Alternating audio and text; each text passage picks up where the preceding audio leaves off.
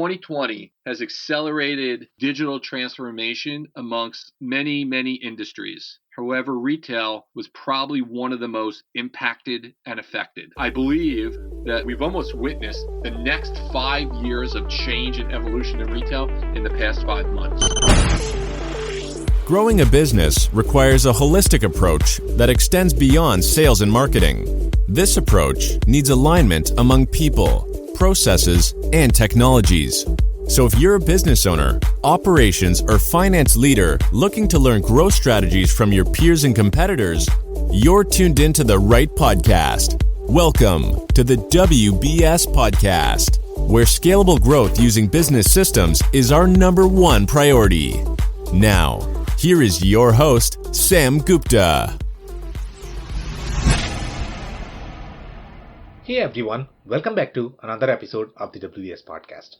I'm Sam Gupta, your host and principal consultant at digital transformation consulting firm Elevate IQ.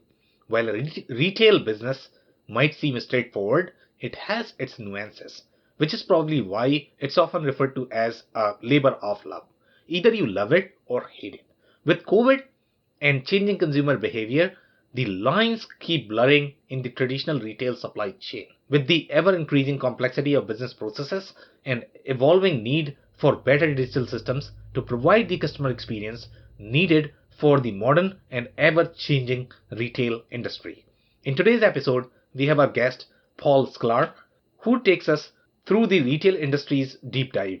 He also walks us through how the industry operated in the past and what retail executives need to know about the changing landscape for the retail industry due to changing customer expectations and increasing need for better and comprehensive customer experience than siloed thinking. Let me introduce Paul to you.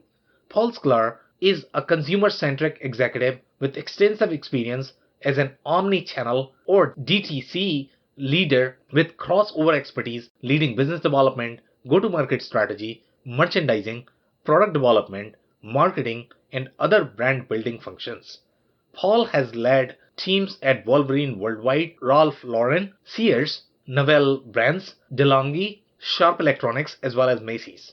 In addition, Paul launched a consulting advisory in 2019 with the mission to help startups and established businesses develop their go-to-market strategies and build their own brands.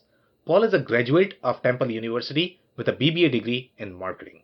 With that, let's get to the conversation. Hey Paul, welcome to the show. Hello, Sam. Okay, just to kick things off, do you want to start with your personal story and what you're focusing on these days? Sure. So I'll take you through my career journey in a nice compacted way. So I'll just kind of go all the way back to college, right? So in my junior year in college, I was looking for a real job, and after spending, 10 or 15 years working at overnight camp, my parents told me I can't work at overnight camp anymore because if we let you work at overnight camp, you might work at overnight camp for the rest of your life. So at the recommendation and advice of a family friend, I accepted an internship at Bamberger's. Bamberger's was one of the original divisions of Macy's. Okay, I never intended to begin and I never intended to have a career in retail, but hence my journey began. And I've come to learn that over the years that retail is a labor of love. You either love it or you hate it. I also learned early that retail can be a very simple business, and we found so many different ways to complicate it over the years. Okay, but retail can be broken down into 4 tenets for the most part. Know your customer, know what she or he wants, put the goods in the store or on the website, and tell her or him that you have it. That's retail. That's as simple as retail can be. Okay, but again, we found so many different ways to complicate it over the years. As I think about some of the most influential moments of my career, I've had the opportunity to work for and with some of the legends of retail early in my career.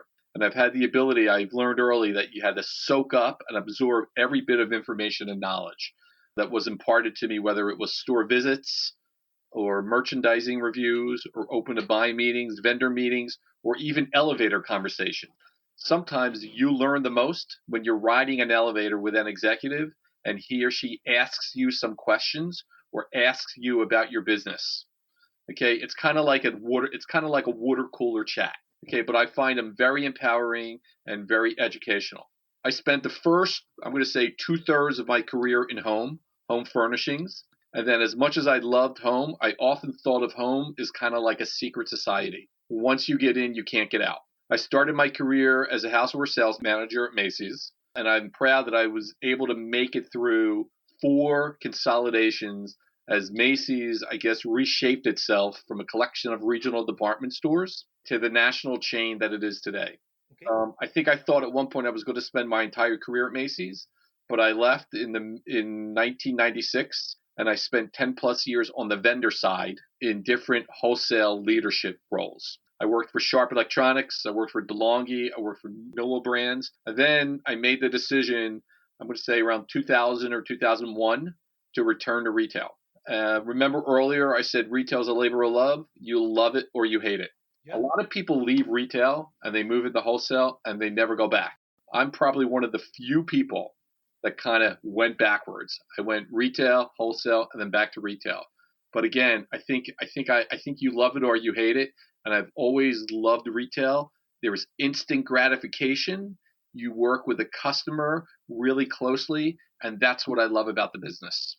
I've had the opportunity to work for some great companies. I spent 9 years at Ralph Lauren. And then in 2015, I left Ralph Lauren and I spent 3 years at Wolverine Worldwide. Wolverine Worldwide is the parent company for Merrell, Sperry, Keds, Saucony, Stride-Rite, amongst some other brands. And they had the opportunity to lead omni-channel merchandising, planning, marketing, visual presentation, and store operations. After achieving and exceeding many of the goals and reshaping Wolverine's approach to retail, I left in 2018 to advise and consult. This has given me an opportunity to think about the next chapter of my career, as I've had the privilege to work with great brands, retailers, and technology providers, and what retail will look like in the future. I think, for me is I've been consumed and driven by this innate and natural curiosity regarding the convergence of both digital and physical retail and how that convergence is impacting the customer experience.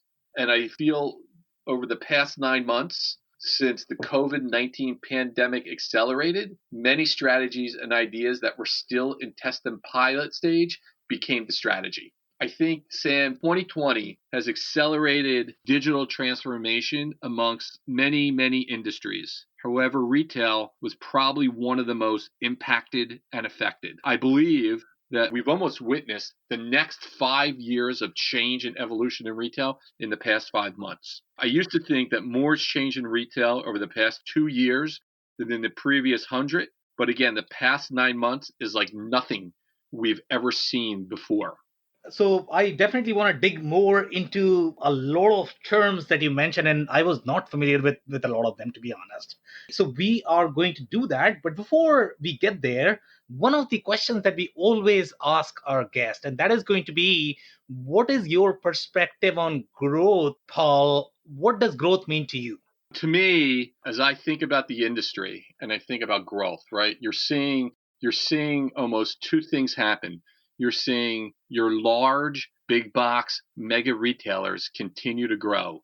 Walmart, Target, Amazon, Home Depot, Kohl's, right? They're all growing. Okay, Kroger, right? Supermarket chains, they're all growing because they've been able to continue to drive their operations throughout the pandemic and actually acquire new customers. Now, what they do with those customers over the next year, that's what we have to think through. But they've been growing at a tremendous rate, and especially from a digital and e-commerce standpoint. Sam, I read an article yesterday, and according to Salesforce.com, total digital sales for December 1st through December 14th hit $181 billion. That's up 45% over the year before. Oh, wow. In the U.S., we hit $40 billion.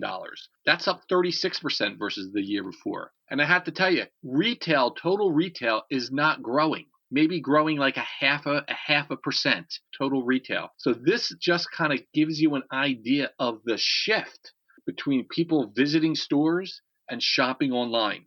Brands think that 70% of their customers over the past 9 months are now shopping online or in some digital way, one way or the other. And a lot of it's going to stick going forward, even when we kind of get over this hump and we get to this place where we get back to some kind of normal retail economic mode.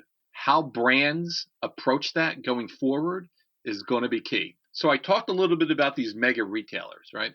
The other thing we're seeing is we're seeing growth and we're seeing resurgence in small local businesses. And I think that's because as people are not traveling and they're staying close and they're staying local, you're seeing a kind of re-energizing resurgence in local retail, whether it's local restaurants, local boutiques, cafes, personal care places, salons, the local hardware store, the bike shop, all those places. We're seeing a lot of growth. And in some cases, we're seeing actually some small businesses starting to open. Where we're seeing contraction is kind of in the middle. So if you're connected to the mall in some way, or connected to a place where there's a lot, where there traditionally or typically has been a lot of consumer or customer traffic, you're kind of seeing a little bit of a squeeze there. So I actually feel that as we get over the apogee of where the pandemic is right now, and by the middle of 2021, as we start to see a return to some normal shopping patterns, we're going to see this. The bigger retailers are going to continue to get bigger. We're going to see a resurgence in local, and the middle is going to continue to get squeezed. You mentioned the labor of love. I totally love that phrase, and I wasn't familiar with that. But, one comment you made about whoever goes to wholesale, they never return back to retail. Right. Right. So I would like to touch a little bit on that. And I don't know if my audience is going to be familiar with the differences between retail and wholesale. So number one, can you touch on the differences of those business and why people who leave retail and go to wholesale never come back? So years ago, before digital commerce and e-commerce became prevalent, became as big as it was, you either worked for a brand or a wholesaler, or you worked for a retailer. Not a lot of brands went direct at that point in time. If you were a brand, you basically sold your goods through a reseller. Okay. And what I always found is wholesalers, brands love to hire people that spent time in retail because they were close to the customer. They understood who the customer was. So what better way for me to hire a salesperson or a marketing person or a brand person if I own a brand than to hire someone that spent time in retail? I don't have to train them on who the customer is. So there was a lot of movement from the retail side of the business. And listen, retail, again, it's a labor of love. You love it or you hate it, but it's a rigorous career because at one point or another, you spend time in stores. At least historically you did. And listen, store hours, you work nights, you work weekends, you work long shifts, you stand on your feet, right? Listen, you love it or you hate it, right? I keep saying that because I believe to be successful, you truly have to love it. You have to love the consumer. You have to love talking to the consumer, learning about the consumer. So a lot of executives or people who had careers in retail shifted to wholesale. A little easier. In some cases, you could work at your own pace. You sell goods to a retailer who then sells them to a customer. Okay, you didn't have all the technology and visibility you had today. It was a sell-in type of mentality. All of a sudden, I'm going to say late 70s, early 80s, maybe mid 80s, that kind of started to change as technology, maybe even 90s, as technology kind of became more prevalent and crept into the process. As a retailer, we started using different types of programming, whether it was early Excel or Lotus 123, if you remember that, in order to do our store distribution plans, as opposed to doing it by hand with a Poisson distribution chart. So, everything started to become a little bit more easier and everything became a little bit more specialized, as opposed to sometimes in retail, you were almost kind of like a generalist to a point, but everything became a little bit more specialized kind of in the 90s.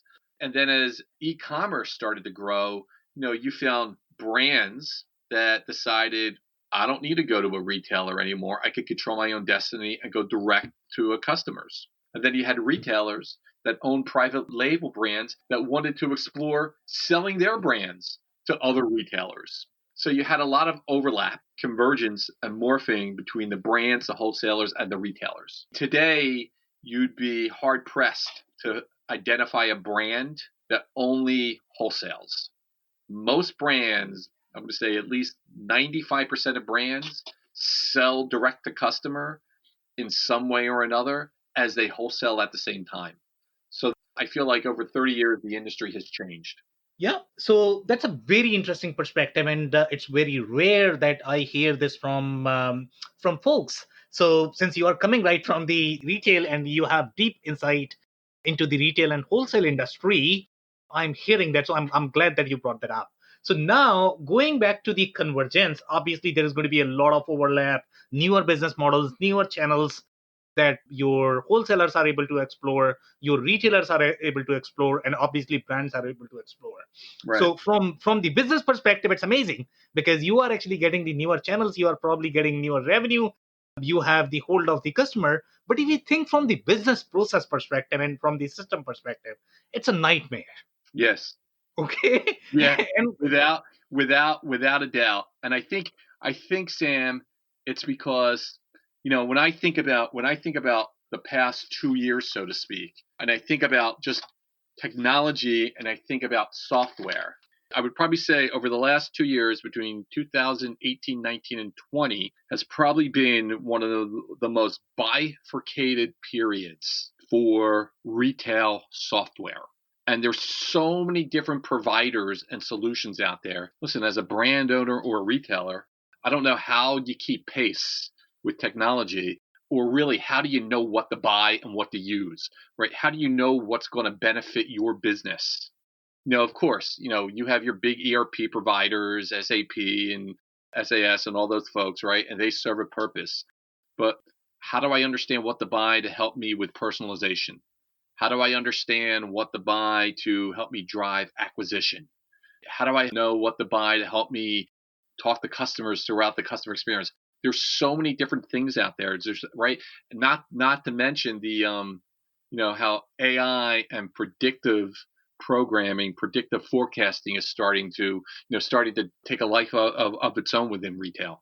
Yeah, and it's interesting the way you are describing that. In fact, when you look from the technology perspective, if your business is actually changing on a daily basis, if you are exploring the newer business processes or newer business model on a daily basis, that could be a moving target.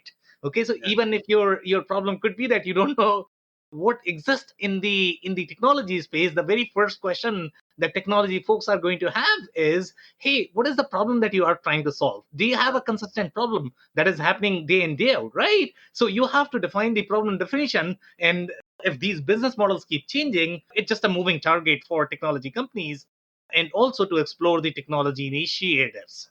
Yeah, I think between, when you break down kind of the categories, order management, planning, e-commerce, now there's mobile commerce, customer service, there's so many different providers and so many different options. And, 2020 and 2021 are going to be interesting. So in 2020, we had really limited investment from a technology standpoint, but a lot of offerings. And the limited investment was, due to the pandemic and, which is the obvious reason as retailers and brands kind of went into cash conservation mode. Okay.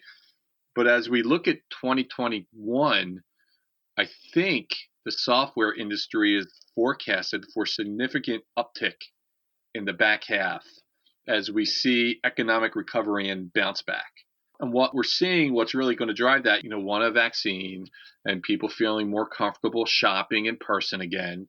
Okay. But you're going to continue to see digital commerce become more popular and more widespread. And retailers are going to start to re-architect their systems in order to support concepts like unified commerce, unified retail. Kind of that's like the next evolution of omni-channel retail is where we go, where it's just one thing. Okay. It's just one form of business, and we're not thinking of it in terms of stores and e-commerce. It's all connected. It's just shopping. And that's how we're going to think about the customer too. We're going to look at all the data. We're going to look at the loyalty data, the CRM data. We're going to look at all that data together, because customer behavior and how we predict customer behavior is going to become extremely important, as the way we typically have measured the business in the past from, comp sales or comp gross margin or, basket size, all that is going to be relative. All that is going to be rendered irrelevant or not an effective way of looking at the business over the next few years. Yeah, could not agree more. And the topics that you just mentioned, unified commerce, unified retail, I think that ties back with the topic that you are talking a lot these days, which is going to be customer service and customer experience. So let's say if we are to explore some of these stories, maybe from your past, Right. where you could probably change the customer experience for the customer or the problems that you faced. Do you have any stories that you might be able to talk about and how or what you would do differently in those stories? So I think the last two companies I worked for, and it was interesting how we talked about the customer, because we talked about the customer separately because we approached the business via the channel. We had talked about the customer from a channel standpoint. And it was just because different people or different parts of the organization owned the different parts of the P&L. So I know at Ralph Lauren, we talked about having an e-commerce customer, a full price customer, a wholesale customer, and an outlet customer. To me, it was still one Ralph Lauren customer, but acquisition and retention efforts and how we thought about the customer was diffused because we broke it down to what part of the business owned that customer. And we saw very little crossover shopping between the channels because there was limited crossover from a P&L ownership standpoint. It was similar. We kind of had a little bit of the similar issue or, symptom at Wolverine. Wolverine is a collection of brands, whether it's Merrell or Sperry or Saucony or Keds or Stride Right or Chaco, right? We kind of looked at not Wolverine customers, but brand customers. And I always wondered what the opportunity could be if we looked at the Sperry database and looked at crossover back to Saucony. And maybe someone did at one point or another, but I'm not sure we really did it on a consistent basis. So even when you get into the brands, we even looked at in-store shoppers, wholesale shoppers, that shop that people we sold our goods to, right? Or e-commerce shoppers. So I always thought that there was more opportunity to look at the database collectively, to look at the brands and the database collectively. Because, I know as customers wear and use many brands, especially today. Brand loyalty might not be as important as it was years ago. So I think as brands and companies and corporations spend a lot of time, a lot of resources, and a lot of money acquiring customers, how they treat those customers once they have them is just as important as acquiring them. And I feel today that retention is not as important as acquisition. But we all know that that customer acquisition, that CAC cost is very high today, especially from a digital standpoint. And retaining customers is not as expensive as acquiring them. And once you own them, and if you do the right thing throughout their experience, throughout their journey and all the channels that you do business with, their lifetime value could be tremendous. And I'm not sure today if retailers or brands are taking full advantage of that.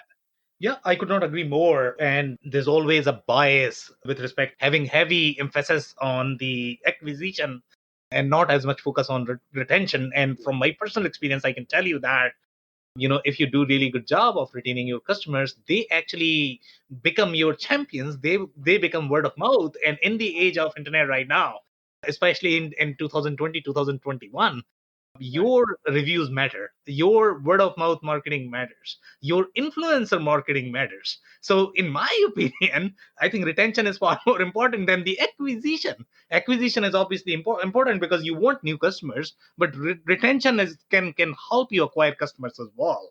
Yes, there's that old adage, Sam, that it takes years and years and years to build up brand affinity and brand value, but with one or two bad customer service or customer experience situations or issues, you could take that apart in a day. Because Exactly. I don't have the data in front of me, but I read somewhere that when a customer has a really great brand experience, they'll tell 10 to a dozen people about their experience.